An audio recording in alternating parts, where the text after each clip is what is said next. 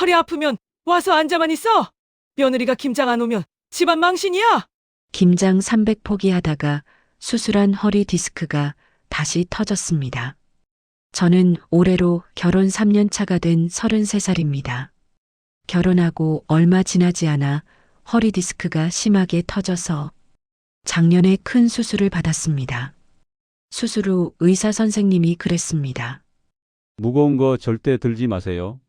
오래 서 있는 것도 금지입니다. 재발 확률이 높기 때문에 더 조심하셔야 합니다. 저도 알고 있었고 남편도 알고 있었고 문제는 시어머니만 몰랐다는 것입니다. 아니요. 정확히는 알면서도 모르고 싶어 했던 거겠죠. 처음부터 시어머니와의 관계가 나쁘진 않았습니다. 겉으로 보기엔 평범한 사이. 하지만 저는 알 수 있었습니다.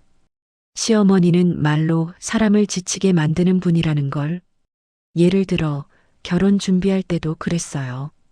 우리 아들은 고기 없으면 못 먹어. 너 고기기 많이 하는 편이지.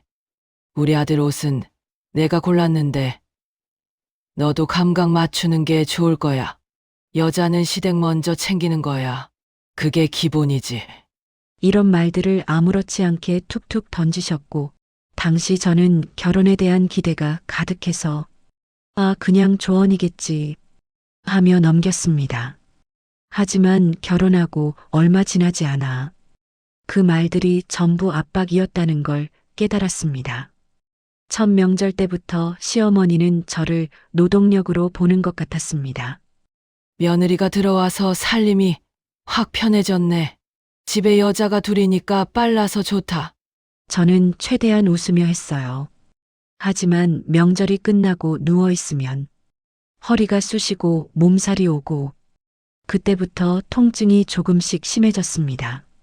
남편에게 조금 힘들다고 말하면 우리 엄마 원래 그래. 그냥 넘겨. 하며 대충 넘어갔습니다. 결국 명절 후 무리한 집안일이 쌓여 디스크가 터졌습니다. 통증이 심각해져 걷기도 힘들었고 병원에서 수술을 받았습니다. 그런데 시어머니가 뭐라고 했는지 아세요? 아니, 요즘 젊은 것들이 왜 이렇게 약해? 나 때는 셋을 낳고도 김장했어. 남편도 기가 막혀서 엄마! 수술까지 했다고요? 라고 했지만 시어머니는 코웃음을 치며 말했습니다. 별걸 다 수술하네. 다들 허리 좀 아프면서 살아. 그때 처음 느꼈습니다. 내가 아픈 걸 아프다고 인정하지 않는구나. 그리고 문제의 김장철이 다가왔습니다. 시어머니는 10월부터 말하기 시작했습니다. 올해는 김장을 크게 할 거야. 그리고 어느 날 단톡방에 사진이 올라왔습니다. 베란다에 쌓여있는 배추 300포기. 지금 시대의 300포기. 저는 그 말도 안 되는 양을 보고 남편에게 말했습니다. 나 올해 김장 못 가. 허리가 아직 완전히 나은 게 아니니까. 남편도 제 상태를 알기에 처음엔 이해했지만 며칠 뒤 시어머니의 전화가 온 후 표정이 아주 복잡해졌습니다. 시어머니는 먼저 저한테 전화를 해서는 아주 단단히 화가 난 목소리로 말했습니다. 허리 아프다고 김장을 빼? 말이 되는 소리를 해. 며느리가 김장에 안 오면 그게 집안 망신이야. 저는 차분히 설명하려 했습니다. 어머니, 아직 허리가 완전히 회복된 건 아니라서요. 그 말을 끝내기도 전에 시어머니는 끊어버렸습니다. 그리고 단톡방의 메시지. 허리 아파도 와서 앉아만 있어도 되는 거야. 김장은 식구가 다 모여서 하는 거지. 아프다고 빠지는 법이 어딨어? 그리고 마지막 문장. 난 그런 며느리 둔 적 없어. 저는 그 메시지를 보고 손이 떨리고 눈물이 쏟아졌습니다. 하지만 시어머니는 멈추지 않았습니다. 그날 이후로 시어머니는 하루에 2번씩 전화했습니다. 허리는 핑계지? 이 정도 일도 못하면서 어떻게 애는 낳겠니? 여자가 살림하는 게 힘들면 결혼을 왜 했어? 저는 매번 차분하게 설명했지만 시어머니는 제 말은 듣지도 않고 자신의 말만 했습니다. 그때 제 속에서 억누르고 있던 분노가 끓어오르기 시작했습니다. 하지만 저는 갈등을 더 키우고 싶지 않았습니다. 시어머니의 마지막 압박 전화를 받고 저는 무너졌습니다. 와서 구경만이라도 하라니까. 김장하는 거 눈으로라도 보고 있어. 그래야 식구지. 눈으로 보고 있으라. 앉아만 있어도 되니까 오라. 저는 끝까지 저항했지만 남편이 중재하겠다고 나서며 말했습니다. 여보, 그냥 가기만 하자. 허리 안 쓰게 내가 다 막을게. 결국 저는 허리를 부여잡고 김장에 참석하기로 했습니다. 김장 당일 아침 저는 새벽부터 통증으로 눈을 떴습니다. 허리가 얼어붙은 듯 굳으며 쑤시는 느낌. 누워서 몸을 일으키는 데만 3분이 걸릴 정도였습니다. 남편에게 말했습니다. 여보, 나 진짜 오늘 자신이 없어. 그러자 남편은 말했습니다. 그냥 앉아만 있으라잖아. 엄마가 무리하게 시키면 내가 말려볼게. 지금 생각하면 참 원망스러운 말입니다. 그럼 처음부터 가지 않게 해줘야지. 왜 나는 늘 참아야만 하는 자리로 향해야 하는 걸까요? 하지만 그땐 저는 남편과 갈등을 만들기 싫었습니다. 그래서 억지로 몸을 일으켰습니다. 시댁 마당에 들어서는 순간 그야말로 전쟁터가 눈앞에 펼쳐졌습니다. 절여진 배추가 가득한 비닐통, 양념을 섞을 커다란 고무통, 그리고 이미 와서 일하고 있는 시어머니와 시누이. 저를 보자마자 시어머니는 양념장에 손을 푹 집어넣으면서 말했습니다. 왔네. 허리 아프다더니 걸어 다니는 건 잘만 하네.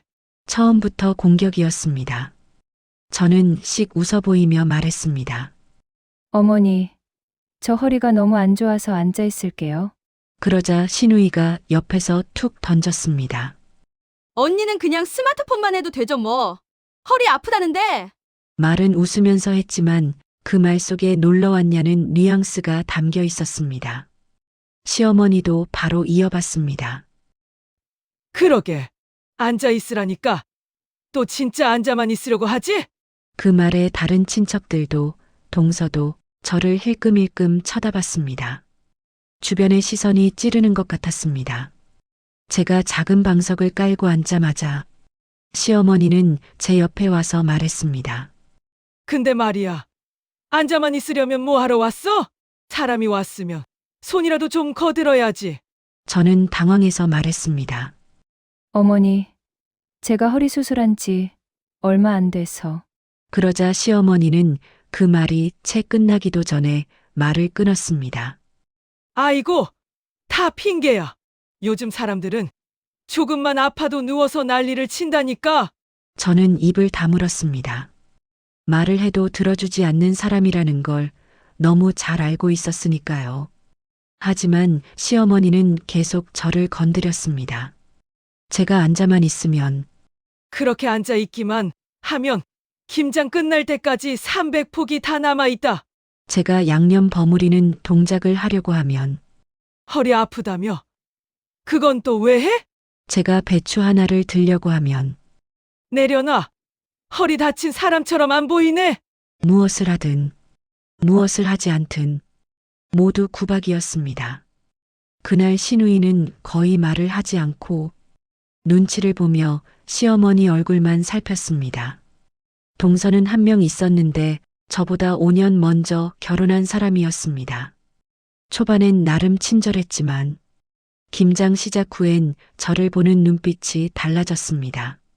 저를 쳐다보며 쯧하고 혀를 차기도 했고 배추 들다 말고 제 쪽을 힐끗 쳐다보며 불만이 가득한 표정으로 말했습니다.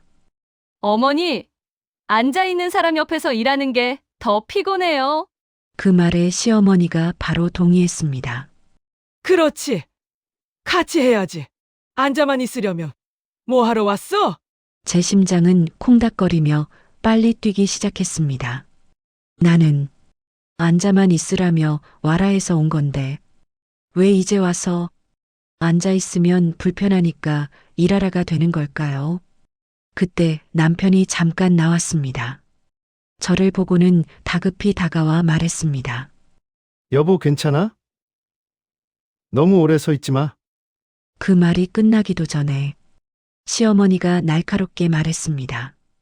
너는 왜 김장하는데 여자를 지키고 있냐? 와서 배추 좀 나르라고 했지? 남편은 저를 걱정하다 시어머니에게 끌려갔습니다. 그 과정에서 남편이 제 손을 잡고 말했습니다. 조금만 버티야. 왜 버텨야 하는지, 왜 못 간다는 제 말은 존중되지 않는지, 시어머니는 결국 제 앞에 배추 몇 포기를 들고 왔습니다.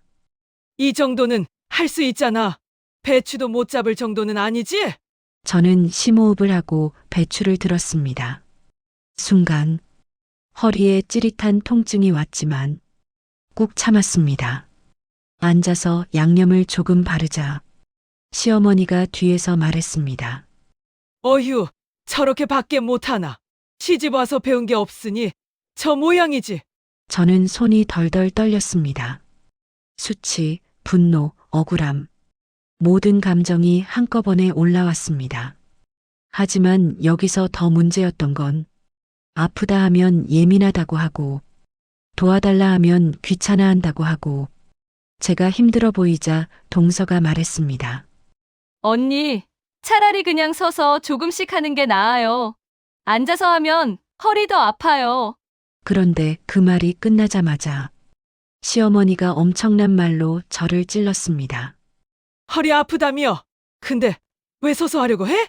아프다더니 거짓말이네? 저는 입술을 꽉 물었습니다. 진짜 눈물이 날 것 같았습니다. 무얼 해도 구박받는 자리. 그곳이 바로 김장터였습니다. 배추 10개 정도를 버무렸을 때쯤 허리에서 이상한 느낌이 올라왔습니다. 뜨겁고 잡아당기는 듯한 통증, 다시 앉았다 일어날 때 전기 흐르는 듯한 통증이 허리에서 다리까지 내려왔습니다. 저는 순간 손을 대고 버텼습니다. 아, 안 돼. 남편을 불러야 할까? 잠깐 쉬면 나을까? 여러 생각이 스쳐갔지만 시어머니의 목소리가 제 결정을 막았습니다. 거기서 뭐 하냐? 설마 또 아프다고 하려고? 며느리들이 요즘 왜 이렇게 유난이야? 이 말을 듣고도 아프다고 할 수 있을까요? 저는 결국 말하지 못했습니다. 그 선택이 제 인생을 바꿔버렸습니다. 시어머니가 절인 배추 한 통을 들고 오면서 말했습니다. 이거 좀 옮겨. 이 정도도 못하면 사람이야? 그 말에 저는 다시 몸을 굽혔습니다. 바로 그때 뚝 몸 안에서 뭔가 끊어지는 소리가 났습니다. 순간 저의 다리가 휘청하며 힘이 풀렸고 양손에서 배추가 떨어졌습니다. 저는 그대로 바닥에 주저앉았습니다. 숨조차 쉴 수 없었습니다. 허리에서 시작한 통증이 순식간에 다리까지 내려와 마치 뼛속을 불로 지지는 듯한 느낌이었습니다. 손발이 차갑게 식고 식은 땀이 줄줄 흘렀습니다. 제 옆에서 배추를 절이던 동서가 놀라서 소리를 질렀습니다. 언니 왜 그래요? 그 소리에 다른 친척들도 저를 향해 일제히 시선을 돌렸습니다. 그러나 정작 가장 먼저 와야 하는 사람, 시어머니는 저를 내려다보며 입을 삐죽 내밀었습니다. 그리고 믿기지 않는 말을 했습니다. 거봐. 별것도 아닌 걸로 유난 떨더니 또 쉬워하는 거 아니야? 순간 저는 숨이 멎었습니다. 지금 이 고통이 쇼라고 동서가 시어머니에게 말했습니다. 어머니, 쇼가 아니라 진짜 같아요. 얼굴이 완전 하얘졌어요. 하지만 시어머니는 짜증을 냈습니다. 하, 진짜 별일을 다 만든다. 김장하는데 분위기 다 깨네. 저는 그 말을 듣고 손이 떨리고 머릿속이 새하얘졌습니다.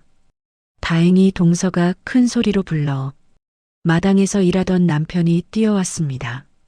여보, 뭐야? 뭐 했어? 저는 제대로 대답할 수도 없이 입술만 부르르 떨렸습니다. 허리 다시 아파. 남편은 얼굴이 하얗게 질렸습니다. 엄마, 구급차 불러야 돼요. 그러자 시어머니가 소리를 질렀습니다. 구급차. 그걸 왜 불러? 그냥 약국 가서 파스 붙이면 돼. 남편이 분노를 터뜨렸습니다. 엄마, 이건 파스 붙일 정도가 아니에요. 지난번에도 디스크 터졌었다고요. 그러자 시어머니가 더 크게 소리쳤습니다. 그러니까 지난번에도 그랬으면 집에서 조신하게 있었어야지. 왜 김장 와서 난리를 만들어? 와, 정말 미친 사람처럼 들렸습니다. 저는 너무 아파서 몸을 떨고 있는데 시어머니는 그 와중에 내가 잘못했다는 프레임을 씌우고 있었습니다. 남편은 기다릴 수 없다며 저를 업고 차로 데려갔습니다. 제가 남편 등에 매달리자 허리에서 진동처럼 고통이 밀려왔고 숨이 끊길 것 같았습니다. 차에 타는 동안 저는 비명을 억누르느라 입술을 너무 세게 깨물어 피가 났습니다. 그런데 시어머니는 차창으로 보이는 거리에서 팔짱을 낀 채 말했습니다. 진짜 참 별일을 다 만든다. 그 표정을 잊을 수가 없습니다. 걱정, 당황, 미안함, 단 하나도 없었습니다. 딱 두 가지, 짜증, 귀찮음. 병원에 도착해서 CT와 MRI를 찍고 결과를 기다리는 동안 저는 통증 때문에 의자에 누워 눈을 감지 못하고 떨고 있었습니다. 남편은 손을 잡고 미안해. 계속 되뇌었습니다. 한참 후 의사 선생님이 말했습니다. 수술 부위가 다시 손상됐습니다. 디스크 재파열입니다. 남편은 머리를 싸쥐었습니다. 제발. 통증이 너무 심해서 눈물조차 흐를 여유가 없었습니다.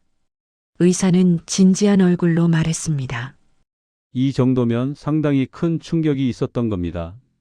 무거운 걸 들었거나 허리를 반복해서 구부리는 일을 했거나 저는 조용히 말했습니다. 김장을 했어요. 의사는 한숨을 내쉬며 말했습니다. 그건 절대 하시면 안 됐습니다. 재발 위험이 높다고 여러 번 설명드렸는데 나는 하지 않으려고 했어요. 나는 정말로 안 가려고 했어요. 하지만 시어머니가 남편 폰으로 시어머니가 전화를 했습니다. 남편이 받으니 들릴 정도의 큰 목소리가 흘러나왔습니다. 지금 김장 다 못 끝났는데 너희 둘이 다 빠지면 어떡해? 사람들이 다 나만 쳐다보고 있어. 남편은 화가 터졌습니다. 엄마, 지금 그런 게 중요해요? 와이프 지금 재파열이라고요? 다시 수술해야 할 수도 있다고요? 시어머니의 대답은 더 충격적이었습니다. 그걸 왜 나한테 말해? 내가 시킨 것도 아니고 지가 알아서 하다가 그런 걸. 지가 알아서 그 말을 듣는 순간 온몸이 차갑게 식어갔습니다. 저를 부려먹고 저를 무시하고 저를 압박한 건 시어머니였는데 지금 와서는 전부 제 탓이라고 하는 겁니다. 남편이 소리를 질렀습니다. 엄마, 그 와중에 책임 회피해요? 그러자 시어머니는 진짜 미친 소리를 했습니다. 아니, 며느리가 김장하다 쓰러졌다고 시어머니가 책임져야 하냐? 말이 되는 소리를 해라 좀. 남편의 얼굴이 일그러졌습니다. 저는 그 순간 뭔가 확 깨달았습니다. 아, 나를 가족으로 본 적이 없구나. 나는 그냥 김장 인력이었구나. 그날 밤 신우이에게도 연락이 왔습니다. 언니! 엄마가 좀 심하게 말하긴 했는데 그래도 김장하는 날에 쓰러지면 어떡해? 다들 언니 때문에 당황했어요. 저는 그 말을 듣고 핵심이 뭐인지 깨달았습니다. 내가 아픈 건 그들에게 아무 의미가 없다. 그들이 겪은 당황스러움, 김장 지연이 나의 고통보다 훨씬 더 중요하다. 동서에게서도 연락이 왔습니다. 언니, 아프면 집에 있지 그랬어요. 괜히 와서 분위기 깨고. 와, 정말 할 말을 잃었습니다. 나는 가기 싫었고, 못 간다고 했고, 아프다고 여러 번 말했고, 그런데 오라고 강요한 건 바로 그들이면서 이제 와서 왜 왔냐고 한다. 이것보다 잔인한 말이 있을까요? 며칠 뒤 상태가 악화되어 저는 결국 재수술을 결정해야 했습니다. 의사 선생님은 말했습니다. 이번엔 회복 기간이 더 길 겁니다. 재파열은 흔치 않은데 무리한 작업을 하신 건가요? 저는 고개를 떨구었습니다. 혼자서 고민하고 혼자서 아파해야 했던 시간들. 시어머니는 끝까지 사과하지 않았습니다. 오히려 동네 사람들이나 친척들에게 며느리가 허리를 너무 약하게 써서 그렇지. 내가 뭘 시킨 것도 아니야. 며느리가 정신력이 약해서 그래. 요즘 애들은 고생을 안 해봐서 탈이야. 라고 말하고 다녔다고 합니다. 수술 날짜가 잡히고 나서 저는 거의 침대에서만 생활했습니다. 움직일 때마다 허리가 찢어질 듯 아팠고 자잘한 일조차 남편의 도움 없이는 할 수가 없었습니다. 수술 전날 시어머니가 찾아왔습니다. 문을 열자마자 도리어 당당한 얼굴로 말했습니다. 그래, 아프다면서? 근데 나는 누가 김장 뒷정리를 해줘? 저는 순간 말을 잃었습니다. 수술을 앞둔 며느리에게 첫마디가 그거라고 남편이 답답함에 손을 떨었습니다. 엄마, 그게 지금 할 말이에요? 그러자 시어머니는 내가 왜 잘못이냐는 표정으로 말했습니다. 내가 며느리 허리 부순 것도 아니고 며느리가 허리 약한 게 왜 나랑 상관 있어? 이 말을 듣는 순간 몸이 부들부들 떨렸습니다. 저는 조용히 말했습니다. 제가 김장 못 간다고 했잖아요. 병원에서도 하지 말라고 했고요. 시어머니는 코웃음을 쳤습니다. 그것 좀 한다고 사람이 죽어? 아니, 그럼 이 친정엄마는 김장 안 해? 니는 며느리로서 기본도 안 갖춰놨어. 남편은 더 이상 참지 못했습니다. 엄마, 아픈 사람한테 지금 뭐 하는 거예요? 그 순간 시어머니는 소리를 더 높였습니다. 내가 뭘 했다고? 이 마누라가 유난 떨고 자기가 할 일을 못해서 그런 거지. 그리고 제게 손가락을 겨누며 말했습니다. 너 진짜 요즘 며느리들 중에서도 유난 심한 축에 속한다? 허리 아프다는 핑계로 뭘 피해가려고 하는 거야? 저는 숨조차 막혔습니다. 그리고 시어머니는 마지막으로 결정적인 말을 남겼습니다. 나는 비싼 병원비 같은 거 한 푼도 못 도와준다. 내가 아프든 말든 그건 네 문제니까. 그 말이 제 머리를 세게 때린 것처럼 들렸습니다. 저는 천천히 고개를 돌려 남편에게 말했습니다. 여보, 나 더 이상은 무리야. 시어머니가 나간 뒤 남편은 제 손을 잡고 말했습니다. 진짜 이해하네. 내가 엄마랑 더 강하게 손을 그었어야 했는데. 하지만 저는 남편에게도 서운함이 있었습니다. 저는 조용히 말했습니다. 여보, 솔직히 말하면 당신이 중간에서 조금 더 세게 막아줬다면 이렇게까지 되진 않았을 거야. 남편은 큰 충격을 받은 듯 한참 동안 말을 못했습니다. 그리고 결국 고개를 숙이며 말했습니다. 맞아. 솔직히 나도 엄마한테 끌려다녔어. 당신 말이 다 맞아. 저는 힘겹게 몸을 일으키며 말했습니다. 우리 앞으로 어머니와 거리를 두자. 정 안 되면 끊어야 할 것 같아. 남편은 단호하게 고개를 끄덕였습니다. 그래. 이번엔 나도 진짜로 그럴 생각이야.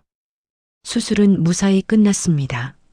하지만 회복 기간은 길었고 저는 몇 주 동안 걷는 연습을 해야 했습니다. 그런데 그 와중에 시어머니가 동네에 퍼뜨린 말이 제 귀에 들어왔습니다. 며느리가 김장하다가 쇼에서 구급차 불렀다더라. 며느리가 너무 예민해서 애 키울 때도 문제 생길걸? 우리 집안일 도와주기 싫어서 일부러 아픈 척한다. 저는 그 말을 듣고 몸보다 마음이 먼저 무너졌습니다. 회복한 뒤 저는 남편과 함께 시어머니 집을 찾아갔습니다. 이번엔 설득하려 하지도 않았습니다. 사과를 바랄 마음도 없었습니다. 그냥 이 관계를 끝내러 간 것이었습니다. 시어머니는 여전히 불만 가득한 표정이었습니다. 수술하고 나서도 왜 이렇게 힘든 표정이야? 그래도 며느리 체면상 웃어야지. 저는 웃지 않았습니다. 대신 단호하게 말했습니다. 어머니, 앞으로 저에게 연락하지 마세요. 시어머니는 크게 눈을 떴습니다. 뭐라고? 남편이 저 대신 말을 이었습니다. 엄마가 와이프를 어떻게 대했는지 다 봤어요. 앞으로 최소한의 예의만 지킬 거예요. 가족 행사? 김장? 명절? 다 참석 안 할 거예요. 시어머니는 발을 구르며 소리쳤습니다. 네가 네 엄마를 버리려고 해? 며느리가 시어머니를 끊어? 세상에 이런 불효자식이 어디 있어? 저는 조용히 말했습니다. 제가 끊는 게 아니라 어머니가 스스로 끊으신 거예요. 저를 가족으로 대하지 않았으니까요. 시어머니가 말하기도 전에 남편이 제 손을 잡고 문을 열며 말했습니다. 엄마는 이제 스스로 살아봐. 그렇게 우리는 그 집에서 나왔습니다. 그 후 우리는 시어머니와 완전히 거리를 두었습니다. 연락도 받지 않았고 행사에도 참석하지 않았습니다.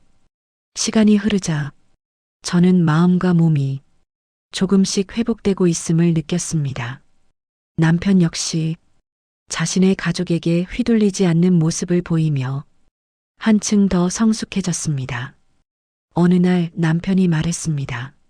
정말 잘했어. 우리가 끊어낸 건 부모가 아니라 독이었어. 저는 미소를 지으며 대답했습니다. 응? 이제야 마음이 좀 편해. 그리고 저는 깨달았습니다. 가까운 가족이라고 해서 내 마음을 지켜주는 건 아니다. 가깝기 때문에 더 깊이 상처를 줄 수도 있다. 내 몸과 마음을 지킬 수 있는 사람만 내 옆에 두는 것, 그게 제가 얻은 가장 큰 교훈이었습니다.